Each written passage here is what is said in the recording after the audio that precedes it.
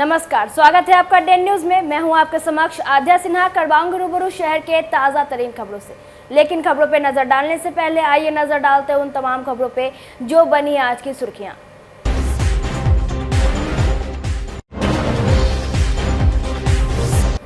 लगातार petrol pump को बनाया जा रहा है निशाना। एक और घटना को अपराधियों ने दे दिया अंजाम। हथियार के बल पर पंप मैनेजर से लूट लिया कैश।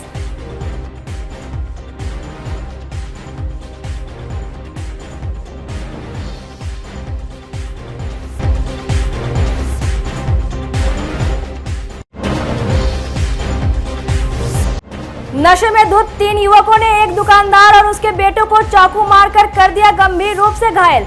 एक नशेड़ी चढ़ गया पब्लिक के हत्थे, पुलिस पहुंचकर बचाई जान।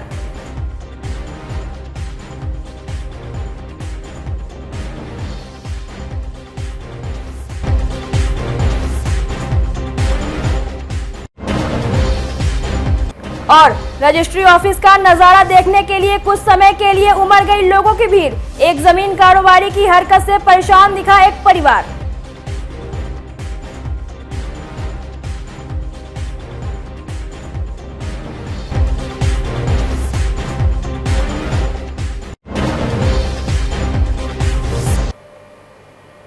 तो ये थी आज की सुर्खियां, अब खबरें विस्तार से।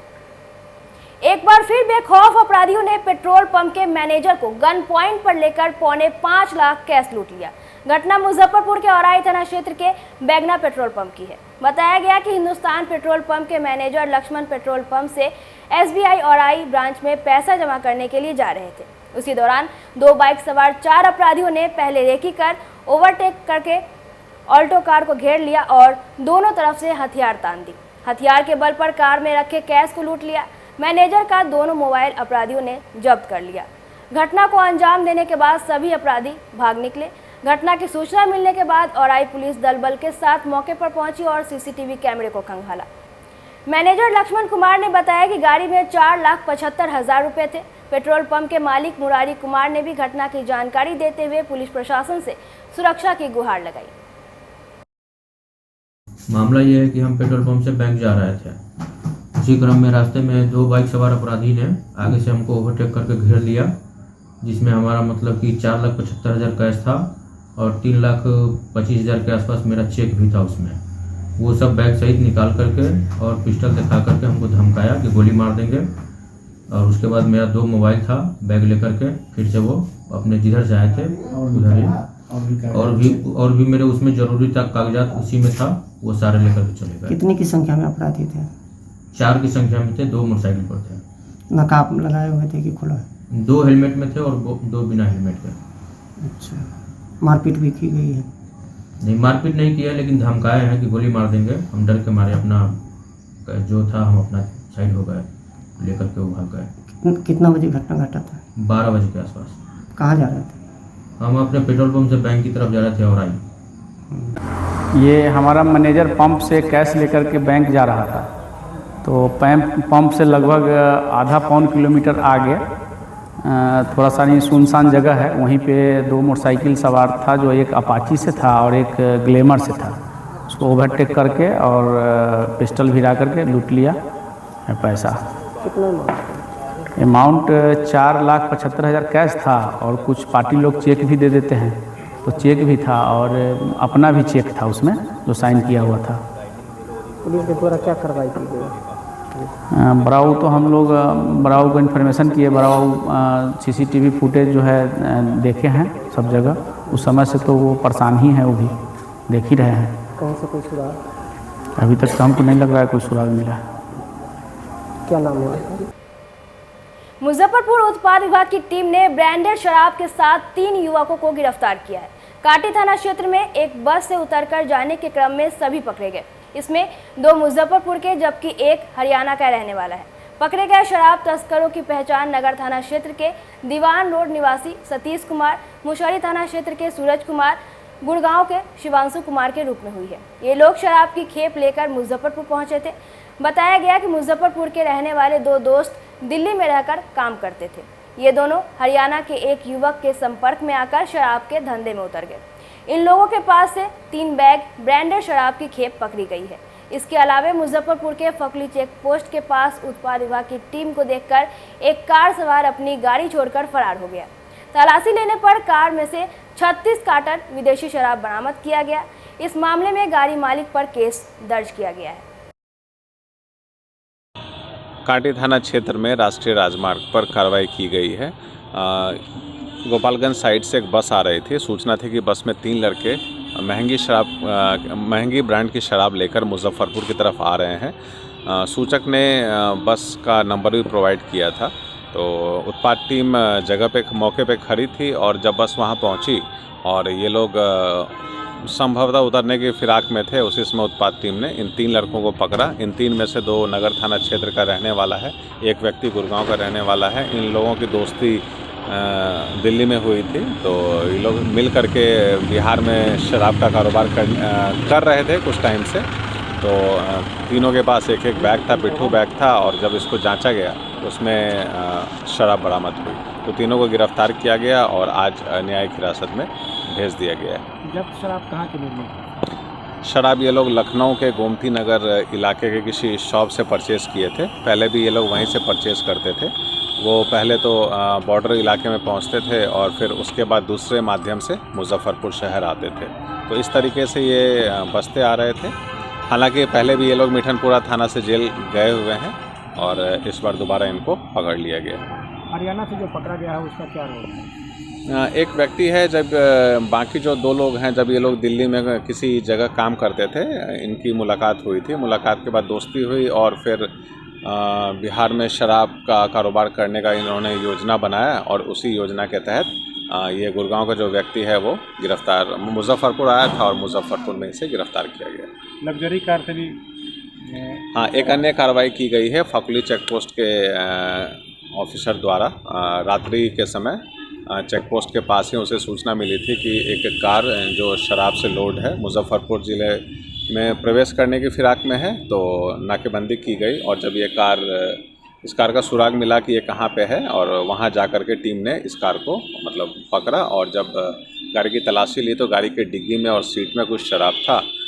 इस गाड़ी में जो व्यक्ति सवार थे वो भागने में सफल रहे। रात का वक्त था, उसे मौका मिल गया भागने का, परंतु गाड़ी मालिक के ऊपर फ़िलहाल अभियोग दर्ज किया गया है। इसमें जो अन्य लोग जो बैठे हुए हैं उसका भी पता लगाया जा रहा है और अनुसंधान में उस पर भी कार्रवाई होगी। कुल इस मामले में 26 कार्टन शराब बरामद की गई है। मंगलवार को कुछ देर के लिए मुजफ्फरपुर के रजिस्ट्री ऑफिस में अफरा तफरी मच गई। हुआ यूं कि एक जमीन कारोबारी एक युवक को साथ लेकर निबंधन कार्यालय पहुंचा। जमीन बेचने की पूरी प्रक्रिया भी हो गई। इसी बीच उस युवक की पत्नी, पिता, भाई बहन सब आ गए। इन लोगों को देख युवक वहां से फरार हो गया, लेकिन परिवार वालों ने ब्रोकर को पकड़ लिया। लपड़ थप्पड़ करते सभी उसे लेकर एसएसपी ऑफिस पहुंच गए। इस दौरान रास्ते में देखने वालों की भीड़ लग गई। एसपी ऑफिस में लोगों की भीड़ जुट गई। उस वक्त ऑफिस में ना एसएसपी थे, ना सिटी एसपी और ना ही पश्चिमी डीएसपी, लेकिन वहां मौजूद पुलिसकर्मियों ने उन लोगों को समझा बुझाकर नगर थाना जाने को कहा। इसके बाद वे लोग ब्रोकर का कॉलर पकड़कर खींचते हुए नगर थाने की ओर ले गए। बताया गया कि ब्रोकर पहले भी युवक का कई डिसमिल जमीन बेचवा चुका है, लेकिन इस बार परिजनों को भनक लग गई और जमीन बेचने की प्रक्रिया के दौरान ही युवक के परिवार वाले मौके पर पहुंच गए और जमीन बिकने से बच गई। ब्रोकर पकड़ा गया और उसकी अच्छे से खातिरदारी भी हो गई।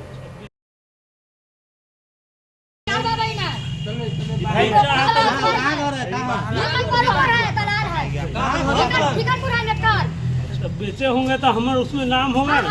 क्या बेचे हैं? हम नहीं बेचे। 22 कट्ठा जमीन बता रहा है। झूठ बात है। पेपर देख लीजिए। अभी लोग अभी कहाँ से लोग बाहर बना लिए? कोई बढ़िया पदाधिकारी नहीं। अभी कहाँ से पकड़ लिया है लोग? लिखने तो हर काम है। किसको लिखना है उससे हमको क्या मतलब? ये रजिस्ट्री कैसे कर देगा दूसरा का? तो भाई को आप कौन है, ये कौन है, सो पहले बताइए। आप कौन है, ये कौन है, आप कौन है?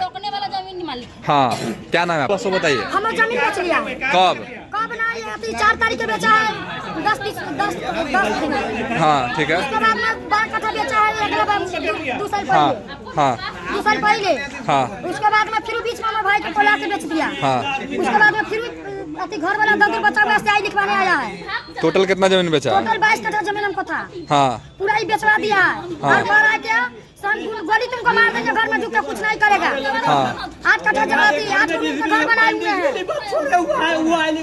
देखिए कपाल फाड़ के मारा। अगर कोई पेपर होगा तब ना हम उसको प्रूफ देंगे। रुपया पहले दारू पिलाता है, उसके बाद रुपया दिलवाता है दबंग लोगों से। कौन बेटा बेच रहा है? बेटा है 2 गो। कौन बेटा बेच रहा है? बड़का बेटा। इसके साथ मिल करके। ये मोहल्ले का है? हाँ, ये मोहल्ला का। क्या नाम हो गया इनका? इंदर सहनी। आपका क्या नाम है? शंकर सहनी। कितना जमीन आपका? जमीन हमारे पास 91 डिसमिल था। हमारे पिताजी के नाम से, जिसमें मात्र 5 डिसमिल जमीन बचा हुआ है। वह आज आया है रसड़ी कर, वो भी 5 डिसमिल रसड़ी कर वो बेचने आया था। हाँ, आज इनके साथ मिल के कागज तैयारी है, रजिस्ट्री ऑफिस में लगा के बैठा हुआ है। ये सब हम बैठे है ना। हमको कहता है कि व्यक्ति को काट के नदी में फेंक देंगे। 15 आदमी के ग्रुप है, ये सब दारू बेचता है, दारू पिलाता है और कहता है को उठा के गोली मार देंगे। हत्या व्यक्ति को, बच्चा को गोली मार देंगे। हाँ, और एक बच्चा तक का घर का जेवरात बेचवा दिया। नगर थाना ले जाइए, नगर थाना ले जाइए। गाड़ी घोड़ा बेचवा दिया। बच्चा नगर थाना ले जाइए। कपड़ा नहीं है बच्चा को पहनने के लिए, कपड़ा नहीं है बच्चा का कपड़ा घर फुकवा दिया। गोली से सब प्राणी के मार देंगे। उसके बाद 50 के कपड़ा बेच दिया। थाना पकड़ के लाता है, थाना के 2 लाख रुपया देंगे। मैनेज करवा के ले जाता है। दिया ये लोग तो कब में बोल रहा है जमीन का पेपर दिखाई, पेपर का है, जमीन का पेपर का है, दिखाई 2 लाख रुपया दे। लाई पेपर लाई, फोटो कॉपी है उसका? हां सब फोटो कॉपी लाइए तो। नहीं जाने दे। इसका फोटो के ना जमीन का फोटो कॉपी लाइए ना पेपर का। जो आज जमीन बेचने आया है, वही जमीन कीपर होती है। वैसे करके रखिए। ठंड की दस्तक के साथ ही प्रदूषण का ग्राफ भी बढ़ने लगा है। मंगलवार को मुजफ्फरपुर के प्रदूषण का ग्राफ रेड जोन में पहुंच गया। AQI 400 के पार हो गया। समाहरणालय और जिला स्कूल का इलाका ऑरेंज तो MIT इलाके का सबसे खराब रेड जोन में प्रदूषण का ग्राफ है। बिहार राज्य प्रदूषण नियंत्रण बोर्ड के अनुसार MIT इलाके का AQI 403, जिला स्कूल का 295 और समाहरणालय का 228 पर पहुंच गया है। मुजफ्फरपुर शहर में प्रदूषण का कारण कल कारखानों का धुआं नहीं बल्कि बलुई मिट्टी है। प्रदूषण नियंत्रण बोर्ड के अनुसार तापमान और हवा की गति कम होने से प्रदूषित पार्टिकुलेट मैटर बढ़ने लगा है। जिले में बढ़ते प्रदूषण को लेकर DM प्रणव कुमार ने कहा कि सभी आवश्यक दिशा निर्देश दे दिए गए हैं। नगर निगम को शहर के सड़कों पर स्प्रिंकलर मशीन के द्वारा छिड़काव करने का निर्देश दिया गया है। देखिए, ये ऐसे मौसम में सामान्यतः स्थिति आती है और इस आवरण को, हरित आवरण को और बेहतर बनाने के लिए लगातार हम लोग प्रयास कर रहे हैं और सड़कों पर पानी का छिड़काव, ये सभी कार्य अब हम लोग के द्वारा शुरू कराया जाएगा। उस चीज़ को ले करके सभी बिल्डिंग कंस्ट्रक्शन एजेंसीज़ को भी हम लोगों ने डायरेक्शन दिया है कि जहाँ भी निर्माण स्थल या कार्यस्थल हों उसको ढक करके कार्य कराया जाए। सभी पहलुओं पर एक साथ काम करने की आवश्यकता है और लोगों को भी अवेयर होने की आवश्यकता है, जिसके लिए लगातार प्रयास जारी रहेगा। मुजफ्फरपुर का जिला यक्ष्मा केंद्र में इन दिनों मरीजों को भारी परेशानी उठानी पड़ रही है। यक्ष्मा की जांच कराने आने वाले मरीजों को 8-8, 10-10 दिनों की जांच रिपोर्ट नहीं मिल पा रही है। इसके लिए केंद्र के कर्मचारी सीधे सरकार को ही दोषी ठहराने में लगे हैं। कभी कॉटेज नहीं होने के बात कही जा रही है तो कभी इसके लिए NGO को जिम्मेदार ठहराया जा रहा है। सैंपल कलेक्शन करने वाले सोनू कुमार हो या इंचार्ज उदय बाबू हो, इन लोगों का साफ साफ कहना है कि संसाधन की कमी के कारण जांच रिपोर्ट आने में देरी हो रही है। अब इन कर्मचारियों की बात मानी जाए या जिला यक्ष्मा पदाधिकारी की बात। यक्ष्मा पदाधिकारी डॉक्टर CK दास ने स्पष्ट शब्दों में कहा कि फिलहाल संसाधनों की कोई कमी नहीं है। उन्होंने यह जरूर माना कि किसी और कारण से किसी मरीज को जांच रिपोर्ट मिलने में देरी हो गई होगी। गवर्नमेंट सप्लाई नहीं कर रही है सीवीनेट कार्टेज, जिसकी वजह से टेस्टिंग में डिले हो रहा है। 7 से 10 दिन लग रहा है टेस्टिंग में, लेकिन टेस्ट हो रहा है। रिपोर्ट नहीं, रिपोर्ट भी मिल पा रहा है, सब कुछ मिल रहा है। रिपोर्ट नहीं मिला हम कैसे मान लेंगे? हम खुद रिपोर्ट हम सर्वाइव करवाते हैं तो हम कैसे माने कि रिपोर्ट नहीं मिल रहा है? हाँ, ये है ऑन टाइम नहीं हो रहा है, थोड़ा सा डिले हो रहा है। कितने दिन का डिले हो रहा है? अभी लगभग 1 महीना से। रिपोर्ट पे कितने दिनों की डिले हो रही है? रिपोर्ट में हम लोग पहले 4 से 5 दिन में देते थे, अब 7 से 8 दिन 10 दिन में देते हैं। गए थे केंद्र में, हम पिछले 31 तारीख को हम गए थे और जांच के लिए सैंपल भी दिए थे, लेकिन आज जब वहाँ पे गए तो पता चला कि कार्टेज नहीं है। अब बताइए, समय पर कार्टेज नहीं है और कार्टेज जब तक नहीं रहेगा तो इसके लिए फिर हमको यहाँ पे आना होगा। और रिपोर्ट मिला? नहीं, रिपोर्ट कार्टेज ही नहीं है, उनके पास नहीं है। क्या बताएं? बता रहे हैं कि कार्टेज आ जाता है तो उसके बाद फिर से आप सैंपल दीजिए, फिर आपका जाँच किया जाएगा। कफ जांच के रिपोर्ट में ऐसा कोई देरी नहीं हो रहा है, क्योंकि मेरे यहाँ जो जिला यक्ष्मा केंद्र में जो जांच की व्यवस्था है, यहाँ समय पे रिपोर्ट मिल ही रहा है। क्योंकि सीवी नेट जो है, क्योंकि कफ जांच का विभिन्न प्रयोगशालाओं में विभिन्न मेथड से किया जाता है। कहीं पर माइक्रोस्कोपी मेथड से किया जाता है, कहीं पे सीवी नेट है, कहीं पे ट्रू नेट है। तो हो सकता है किसी 1-2 सेंटर में 1-2 दिन डिले हो सकता है, लेकिन जिला यक्ष्मा केंद्र में सभी काम बिल्कुल समय पे चल रहा है। पेरीफेरी में कभी हो सकता है, कभी माइक्रोस्कोप में कोई इशू आ जाती है या सामान आपूर्ति में, लेकिन अभी वर्तमान अवस्था में कोई सामान की कोई कमी नहीं है। सभी जगह समय पर आपूर्ति की जा रही है और समय पर ही जांच रिपोर्ट। कार्टेज की कमी बताई जा रही है कि कार्टेज नहीं, अभी आ गई है। शुरू में उधर कुछ दिन पहले हो गई थी, लेकिन हम लोग के यहाँ ऐसी कोई कमी नहीं हुई जो बहुत दिन काम बाधित हो। बीच में मुश्किल से 1-2 दिन ऐसी समस्या आई थी, वो भी एक ही लैब में, और जो मेरा जिला यक्ष्मा केंद्र का लैब है वो अभी लगातार। दीपावली एवं छठ पर्व के पूर्व साफ सफाई और विधि व्यवस्था को लेकर मंगलवार को संबंधित पदाधिकारियों के साथ जिला पदाधिकारी प्रणव कुमार ने बैठक की। बैठक में उन्होंने कई आवश्यक निर्देश दिया। मुजफ्फरपुर के छठ घाटों के सफाई को लेकर उन्होंने नगर आयुक्त को कहा कि अभी से ही घाटों की सफाई और ड्रेसिंग करे। पोखर घाटों पर पर्याप्त प्रकाश व्यवस्था सुनिश्चित करे। घाटों पर आतिशबाजी नहीं करने का निर्देश दिया गया। Watch tower, urinal, control room, changing room की व्यवस्था सुनिश्चित करने का निर्देश दिया गया। निजी नाव के परिचालन पर पूर्णतः रोक लगा रहेगा। सभी घाटों पर नाविक, लाइफ जैकेट, महाजाल गोताखोर की प्रतिनियुक्ति की जाएगी। एसडीआरएफ की टीम उपलब्ध रहेगी। सभी अंचलाधिकारियों से घाटों के निरीक्षण कर अविलंब प्रतिवेदन भेजने का निर्देश दिया गया। साथ ही खतरनाक घाट चिन्हित कर बैरिकेटिंग करने और खतरनाक घाट को बैनर के माध्यम से प्रदर्शित करने का निर्देश दिया गया। बैठक में डीडीसी आशुतोष द्विवेदी, अपर समाहर्ता राजस्व, दोनों एसडीओ सहित अन्य पदाधिकारीगण उपस्थित रहे। दीपावली और छठ पर्व की तैयारी को लेकर का समीक्षा बैठक की गई, जिसमें प्रशासनिक पदाधिकारी एवं पुलिस पदाधिकारी सम्मिलित थे। विशेष रूप से घाटों की सफाई, बिजली की व्यवस्था, सड़कों की व्यवस्था, साफ सफाई, इन विषयों को लेकर के विशेष रूप से बातचीत की गई और डायरेक्शन दिया गया। संबंधित नगर निकायों को, प्रखंड विकास पदाधिकारी, अंचल अधिकारी को निर्देशित किया गया। इसके अतिरिक्त ट्रैफिक रेगुलेट करने के लिए ट्रैफिक डीएसपी और एसडीएम्स को डायरेक्शन दिया गया है और हम लोग पूरी तरीके से लगे हुए हैं। फिर 2 दिन बाद परसों हम लोग के द्वारा सभी घाटों का निरीक्षण भी किया जाएगा और सभी नगर निकाय के कार्यपालक पदाधिकारियों द्वारा बताया गया कि काफ़ी तेज़ी से और प्लान बना करके सभी घाटों की साफ़ सफाई और उनका समतलीकरण कराया जा रहा है। लेकिन इसका फिजिकल वेरिफिकेशन मेरे द्वारा भी परसों किया जाएगा और सभी को डायरेक्शन दिए गए हैं कि आपदा प्रबंधन के लिहाज से भी घाटों, कौन से घाट डेंजर हैं, कौन से ठीक नहीं हैं, उन सबको चिन्हीकरण कर लिया जाए और बैरिकेडिंग भी सही तरीके से करा ली जाए। खराब सड़कें ऐसा जो दंड करके पलटी जाएंगे उन्हें का भी दिक्कत। देखिए, सभी जो सड़कें जो कि घाटों की ओर जाती हैं, उन सभी सड़कों की मरम्मती और उन सड़कों को स्मूथ बनाने का डायरेक्शन भी दिया गया है। सीरी घाट की तरफ जो सड़क जाती है उसका पुनर्स्थापन का कार्य कराया जा रहा है और इसी तरह सभी अन्य सड़कों को भी हम लोग स्मूथ बना रहे हैं। जल जीवन हरियाली अभियान के तहत पौधारोपण अभियान की कार्य योजना तैयार करने एवं उसमें मूर्त रूप देने को डीएम प्रणव कुमार ने पदाधिकारियों के साथ बैठक की।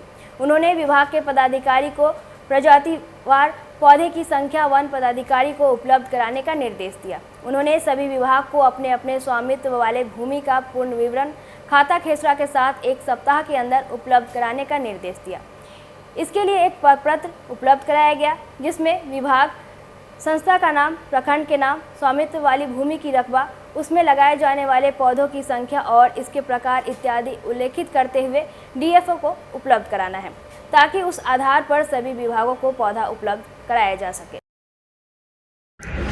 जल जीवन हरियाली की मासिक बैठक होती है। प्रत्येक महीने के प्रथम मंगलवार को बैठक होती है। उसी क्रम में आज nodal department public relation department के माध्यम से, पीआरडी के माध्यम से आज जल जीवन हरियाली की बैठक की गई और जल जीवन हरियाली के विभिन्न जो अवयव हैं उन सभी अवयवों पर समीक्षा भी की गई और सभी अवयवों को बेहतर बनाने का और हरित आवरण बढ़ाने का, इन सभी चीज़ों को लेकर के सभी लोगों को डायरेक्शन दिया गया। मंगलवार को डीएम प्रणब कुमार ने सतत जीविकोपार्जन योजना के 1726 लाभार्थियों को 6 करोड़ 69 लाख सांकेतिक चेक और 5 दीदियों को किट प्रदान किया। साथ ही जैविक उत्पादों की बिक्री के लिए जैविक खेती से तैयार बीज और सब्जियों के आउटलेट का भी शुभारंभ हो गया। मौके पर कृषि थीम के युवा पेशेवर सिद्धार्थ गुप्ता एवं सिम्फेड से प्रबंधक सुनील चौबे मौजूद थे। वर्तमान में जीविका के द्वारा मुजफ्फरपुर के 4 प्रखंडों में कुल 21 समूहों के द्वारा, जिसमें 919 किसान हैं, जैविक खेती की जा रही है। इसमें सिम्फेड संस्थान का सहयोग जीविका को प्राप्त है। इसके साथ ही सभी एएसओ ने सदर अस्पताल स्थित हेल्प डेस्क, जीविका दीदी की रसोई और बकरी स्थित समर्पण किसान प्रोड्यूसर ग्रुप के तहत संचालित बीज प्रसंस्करण इकाई का भ्रमण किया। मुसहरी प्रखंड कार्यालय में प्रखंड विकास पदाधिकारी और जनप्रतिनिधियों से मुलाकात की। एक्सपोजर विजिट के दौरान जीविका से संचार प्रबंधक राजीव रंजन, सामाजिक विकास प्रबंधक मसरूर अहमद, संजीव कुमार, रितेश कुमार, सोमनाथ कुमार, राजकुमार, विकास कुमार, रितिका जैना, दिव्या चौरसिया, अमरीन आज़ाद सहित कई लोग उपस्थित रहे। देखिए, जीविका के कई प्रोडक्ट ऑलरेडी यहाँ पर सीड वगैरह बनाए जा रहे हैं। अब ब्रांड के रूप में मड़ुआ का आटा, मूंग की दाल और सारी चीज़ें ये की जा रही हैं, ब्रांडिंग की जा रही है और इसकी बिक्री की जा रही है। इसके अतिरिक्त जैविक कृषि भी जीविका के माध्यम से की जा रही है। आप लोग ऑलरेडी जान रहे हैं कि दीदी की रसोई चल रही है, इसी तरह दीदी का उद्यान नर्सरी भी चल रही है। तो ये सारी चीज़ें जीविका के माध्यम से काफ़ी चीज़ें कराई जा रही है। अभी नया हम लोगों ने एक मशरूम क्लस्टर का भी निर्माण कराया है, जिसके माध्यम से भी काफ़ी बेहतरीन कार्य किया जा रहा है। मुजफ्फरपुर के सदर थाना क्षेत्र गोबरसही डुमरी रोड में सोमवार की देर रात जमकर चाकूबाजी हुई। 4 से 5 की संख्या में पहुंचे हमलावरों ने समोसा दुकानदार अशोक शाह और उनके 2 बेटे प्रिंस और प्रीतम को चाकू मार दिया। हमलावरों ने दुकान में तोड़फोड़ भी की। शोर मचाने पर आसपास के लोग जुटने लगे। इस बीच सभी हमलावर भागने का प्रयास किया, लेकिन उनमें से एक खदेड़ कर भीड़ में पकड़ लिया। लोगों ने उसे पीट कर अधमरा कर दिया। सूचना पर पहुंची सदर पुलिस घायल दुकानदार और उनके बेटे को प्राइवेट अस्पताल भिजवाई। वहीं जख्मी आरोपी को इलाज के लिए सदर अस्पताल भेजा गया। समोसा दुकानदार ने बताया कि दुकानदारी खत्म होने पर वे लोग दुकान बंद कर रहे थे कि 4 से 5 युवक आ गए। सभी नशे में धुत थे। आते ही चाकू चलाना शुरू कर दिया। बचाने आए उनके दोनों बेटे को भी चाकू मार दी। शोर मचाने पर स्थानीय लोगों के साथ मकान मालिक पहुंचे। एक बदमाश पकड़ा गया। मामले में सदर थानेदार कुंदन कुमार का कहना है कि जख्मी के बयान के आधार पर आगे की कार्रवाई की जाएगी। घटना यही है कि चाकू लोग मारा है। किसको मारा किया? सब अशोक शाह को। अशोक शाह क्या करते हैं? समोसा बेचते हैं। कितने देर पहले घटना को? ये करीबन 1-1.5 घंटा पहले की घंटा है। मतलब कुछ इसमें निजी दुश्मनी या फिर कुछ और? ये तो इतना हम नहीं बता सकते हैं, लेकिन समोसा हुई है। अच्छा, जो अशोक शाह है वो समोसा बेचते हैं? समोसा बेचते हैं, ठेला पे बेचते हैं। तो ये इधर कहाँ आ रहे थे? देने पे आ रहे थे, दुकान बंद करके आ रहे थे। भी नाम उनका बेटा लड़का का। और उनके बच्चों जिन लोगों को चाकू लगी उनका क्या क्या नाम है? एक का नाम तो प्रिंस जानते हैं और का नाम प्रीतम है। 3 आदमी को लगे प्रीतम और प्रिंस, उनके बेटे हुए। मोहल्ला का नाम और जिनको लगा उनका नाम अशोक शाह हुई है। घटना हुई है कि एक समोसे वाले 3 बापू थे, उनको चाकू मार दिया। बेचना किया था वो। अच्छा, मारने वाले मतलब कुछ आपस में दुश्मनी इनकी? नहीं, ऐसा कुछ नहीं है, ऐसा कुछ नहीं है। जिन लोगों को चाकू लगा उनका नाम? एक बाबूजी का नाम उनका अशोक शाह है और एक का नाम प्रिंस है, एक का नाम नहीं प्रीतम। तो ये लोग मतलब अपने घर पे आ रहे थे क्या? अभी दुकान बंद करके अपने घर पे आ रहे थे और गली में कॉलोनी में तब उनको चाकू मारा है। कहाँ पर व्यवसाय करते हैं ये लोग? ये गोबरसही चौक पे ही करते हैं, हमारे घर के पास। आपके घर के पास व्यवसाय करते हैं। दिवाली का त्योहार नजदीक आते मुजफ्फरपुर के कुछ मुस्लिम परिवार मिट्टी के दिए बनाने में व्यस्त हो गए हैं। ब्रह्मपुरा के मेहंदी हसन चौक इलाके में रहने वाले मोहम्मद अरमान का पूरा परिवार दिए बनाने में लगा है। 7 पुश्त से ये लोग इस काम को कर रहे हैं। दीपावली पर पिछले साल मोहम्मद अरमान ने 15,000 दिए बनाए थे। इस बार 20,000 से ज्यादा दियों के ऑर्डर मिलने की उम्मीद है। मोहम्मद अरमान ने एक अलग और खास अंदाज से दियों का डिजाइन किया है। मोहम्मद अरमान ने अब तक 4000 से अधिक दिए तैयार किए हैं। ये अलग अलग किस्म और अलग अलग साइज के दिए हैं। अपने काम से मोहम्मद अरमान ही नहीं, उनके परिवार की अख्तरी खातून और मैमुना खातून भी खुश है। दियों की रोशनी से सदियों पुरानी कला को फिर से एक पहचान देने में मोहम्मद अरमान का पूरा परिवार लगा है। इस पहचान को दिलाने में अब विज्ञान का भी साथ मिल गया है। पहले हाथ से चलने वाले चाक हुआ करते थे और अब इलेक्ट्रॉनिक चाक से काम में तेजी आई है, जिससे पहले से ज्यादा दिए बनकर तैयार हो रहे हैं। 7 पीढ़ी से काम कर रहे हैं जी। तो पहले हाथ वाले चाक से काम कर रहे थे। उसमें मेंटेनेंस कम था, इसमें ज़्यादा सामान निकलता है। उत्पादन इलेक्ट्रॉनिक पर जी। कितने दिनों से काम कर रहे हैं इलेक्ट्रॉनिक पर? इसमें साल भर से काम कर रहा है। साल भर जी। दिवाली आ गई है, आने वाली है, तो उसको लेकर क्या कुछ तैयारी आप लोग कर रहे हैं? बहुत तैयारी करे हुए हैं। क्या बनाए? खिलौना बनाया है और उसके बाद दिया दियोरी सब बनाते हैं। मांग आ रहा है? मांग मीठे ज़्यादा है। हम लोग 7 पुरुष इसी से गुजर गए हैं। यही कारोबार करते हैं, बाल बच्चा के पढ़ाते लिखाते हैं, इसी में जो है अपना दुखी बीमारी हर चीज़ जो है इसी से होता है। सालों भर इसी से होता है।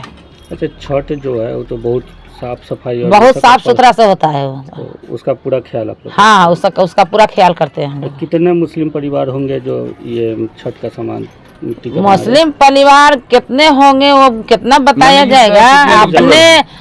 अपने परिवार में हम हैं 10 परिवार है। 10 पटदार। हाँ, इस मोहल्ले में हम अपने परिवार में 10 परिवार है। मेरा 5 गोतिया, हम 5 गोतिया है। तो 5 गोतिया में खाली हम भी करते हैं और कोई ना करता है। मुजफ्फरपुर के शहरी प्राथमिक स्वास्थ्य केंद्र कन्होली की ओर से मंगलवार को राष्ट्रीय कैंसर जागरूकता दिवस का आयोजन किया गया। इसका उद्देश्य कैंसर के निदान, समय रहते पहचान और उपचार के महत्व पर प्रकाश डालना और जागरूकता बढ़ाना है। इस कार्यक्रम में कन्होली स्वास्थ्य केंद्र पर आए 75 मरीजों को इसके संबंध में जानकारी दी गई और जागरूक किया गया।